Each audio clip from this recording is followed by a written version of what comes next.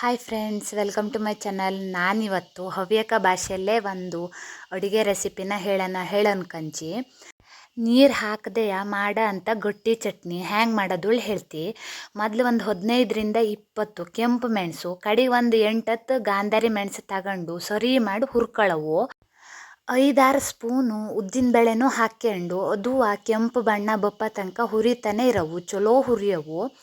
ಕಡೆಗೆ ಒಂಚೂರು ಹಿಂಗೆ ಹಾಕ್ಯಳವು, ಅದು ಆ ಪರಿಮಳ ಬಪ್ಪ ತನಕನೂ ಸರಿ ಮಾಡಿ ಹುರ್ಕತ್ತಾ ಹೋಗವು. ಸರಿ ಮಾಡಿ ಎಲ್ಲದೂ ಕರೆಕ್ಟಾಗಿ ಹುರಿಯವು ಚಲೋವ. ಕಡೆಗೆ ಒಂದು 3-4 ಸ್ಪೂನ್ ಆಗುವಷ್ಟು ಎಳ್ಳು ಹಾಕಿ ಸರಿ ಮಾಡಿ ಹುರ್ಕೊಳ್ಳವು. ಒಂದೊಂದೇ ಸಪ್ರೇಟ್ ಹುರಿಯೋದೆಲ್ಲ ಇರ್ತಿಲ್ಲ, ಒಟ್ಟಿಗೆ ಹುರಿಯವು. ಕಡೆಗೆ 1.5 ಸ್ಪೂನ್ ಆಗುವಷ್ಟು ಕೊತ್ತಂಬರಿ ಬೀಜನೂ ಹಾಕಿ ಸರಿ ಮಾಡಿ ಹಿಂಗೆ ಹುರ್ಕೊಳ್ಳವು. ಸಣ್ಣ ಫ್ಲೇಮಲ್ಲಿ ಇರೋಕ್ಕಾಗ್ತು, ಇಲ್ಲೇ ಅಂದ್ರೆ ಕೊತ್ತೋಗ್ತು. ಹಾಗಾಗಿ ಈ ರೀತಿಯ ಎಲ್ಲವೂ ಸರಿ ಮಾಡಿ ಹುರ್ಕೊಳ್ಳವು. 1 ಸ್ಪೂನ್ ಅಪ್ಪಷ್ಟು ಸಾಸಿವೆ ಹಾಕ್ಕೊಂಡು ಸರಿ ಮಾಡಿ ಹುರ್ಕೊಳ್ಳವು.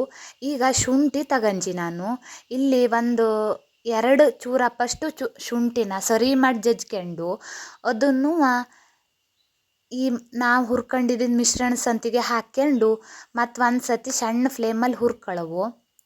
ಈಗ ರುಚಿಗೆ ತಕ್ಕಷ್ಟು ಉಪ್ಪನ್ನು ಹಾಕ್ಕೊಳ್ಳವು.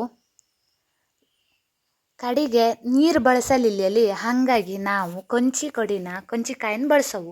ಈ ರೀತಿ ಕೊಂಚಿಕೊಡಿನ ಮಾಡಿಟ್ಕೊಂಡ್ವ ಅದರಲ್ಲಿ ರಸನ ಪೂರ್ತಿಯ ತೆಗೆದು ಹಿಂಡ್ಕೊಳ್ಳವು. ಈ ರೀತಿ ಕೊಂಚಿಕಡಿಯಲ್ಲಿ ಹಿಂಡ್ಕೊಂಡಾದ್ಮೇಲೆ ಅದನ್ನೇ ನಾವು ಬೀಸಕರೆ ನೀರಿನ ಲೆಕ್ಕಕ್ಕೆ ಇದನ್ನೇ ಹಾಕೋಕ್ಕಾಗ್ತು. ಆವಾಗ ನಾವು ನೀರು ಹಾಕದೇ ಇದ್ದಿದ್ದಕ್ಕೆ ಚಟ್ನಿ ರಾಶಿನೇ ರುಚಿ ಆಗ್ತು. ಒಂದು ಸಲ ಟ್ರೈ ಮಾಡಿ ನೋಡಿ, ರಾಶಿನೇ ರುಚಿ ಬತ್ತು.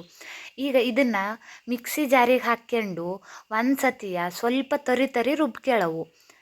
ನೀರು ಬೇಕು ಹೇಳ್ಕೊಂಡ್ರೆ ಒಂದು ಸ್ವಲ್ಪವ ನಾವು ಮಾಡಿಟ್ಕೊಂಡಿದ್ದು ಕೊಂಚಿ ಕಡಿ ರಸ ಇರ್ತಲ್ಲಿ ಅದನ್ನೇ ಹಾಕ್ಕೊಂಡು ಒಂದು ಸಲವ ಸರಿ ಮಾಡಿ ರುಬ್ಕೊಳ್ಳವು. ಮೊದಲೆಲ್ಲವ ಒಳ್ಕಲ್ಲಲ್ಲಿ ಬೀಸ್ತಿದ್ದ, ಆ ಚಟ್ನಿ ರುಚಿನೇ ಬೇರೆ. ಹಾಗಾಗಿ ಈಗ ಒಳ್ಕಲ್ಲಲ್ಲೆಲ್ಲ ಬೀಸ್ಗೆ ತಿಪ್ಪಲಾಗ್ತಿಲ್ಲ ಹೇಳಿ ಗ್ರೈಂಡರ್ ಯೂಸ್ ಮಾಡ್ತಾ ಇದ್ದೆ.